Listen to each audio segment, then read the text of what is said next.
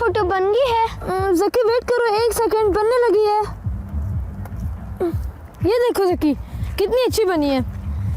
ماشاءاللہ بھائی، آپ نے اتنی اچھی فوٹو بنائی ہے میری۔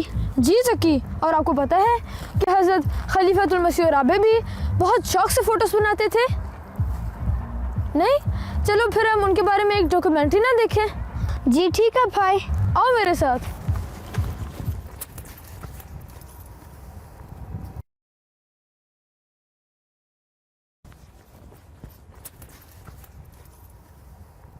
بھائی کیا آپ کو پتہ ہے کہ خلیفۃ المسیح الرابع کب خلیفہ بنے تھے؟ ذکی، حضرت خلیفۃ المسیح الرابع رحمہ اللہ تعالیٰ عنہ 10 جون 1982 میں خلیفہ منتخب ہوئے۔ چلو اب ہم ڈاکیومنٹری دیکھتے ہیں ان کے بارے میں۔ جی ٹھیک ہے بھائی۔ سیدنا حضرت خلیفۃ المسیح رابع رحمہ اللہ کی بابرکت زندگی کی ایک سے ایک خوبصورت، دلچسپ اور پیاری یادیں دلوں میں زندہ ہیں، جو کہ ساری ایک دفعہ میں بیان کرنا ممکن نہیں۔ حضرت مرزا طاہر احمد رحمہ اللہ 18 دسمبر 1928 کو حضرت مصلح موعود رضی اللہ عنہ کے گھر قادیان میں پیدا ہوئے۔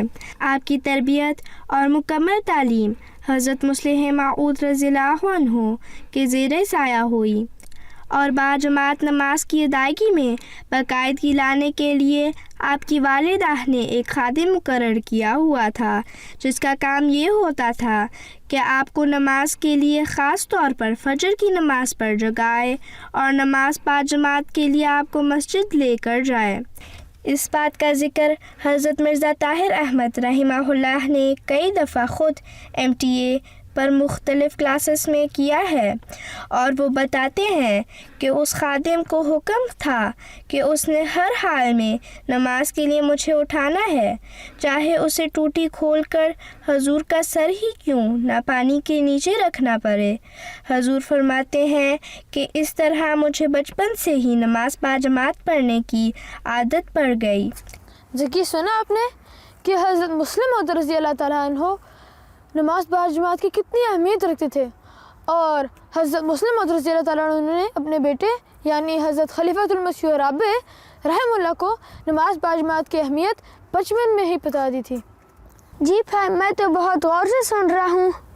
بھائی اس ڈاکیومنٹری کے بعد تو میں ان باتوں پر عمل کرنے کی کوشش کروں گا انشاءاللہ۔ چلو اب آگے دیکھتے ہیں۔ 3 اپریل 1987 کو حضرت مرزا طاہر احمد رحمہ اللہ نے وقف نو کی تحریک کا اعلان فرمایا۔ اس تحریک میں ماں باپ اپنے بچوں کو دین کی خدمت کے لیے پیش کر سکتے ہیں تاکہ وہ بچے بڑے ہو کر دین کی خدمت کریں۔ پھر حضور نے MTA کا چینل بھی قائم کیا۔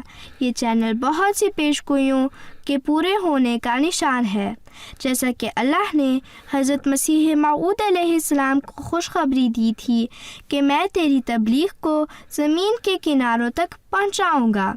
یہ الہام حضرت خلیفۃ المسیح الرابع رحمہ اللہ کے دور خلافت میں MTA کے ذریعے اپنی شان کے ساتھ پورا ہوا، اور آج MTA کے ذریعے دنیا کے کناروں تک جماعت احمدیہ کا پیغام پہنچ رہا ہے۔ بھائی اس جگہ پر میرے ذہن میں کچھ سوال آ رہے ہیں۔ پہلا سوال یہ ہے کہ ہم صرف وقف ہو کر ہی دین کی خدمت کر سکتے ہیں؟ دیکھو ذکی، سب سے پہلی تو کوشش ہونی چاہیے وہ ماں باپ کی ہوتی ہے کہ وہ آپ کی پیدائش سے پہلے آپ کو وقف کر دیں، اور اگر وہ نہ ہو سکے تو پھر جب آپ بڑے ہوگے تو آپ حضور کو ایک خط لکھو گے، اور اس میں آپ حضور سے کہو گے حضور میرا دل چاہتا ہے کہ میں دین کے لیے اپنی زندگی کو قربان کروں، یعنی وقف کروں۔ اچھا بھائی، اور دوسرا سوال یہ تھا کہ حضرت مسیح علیہ السلام کی پیش گوئی، میں تیری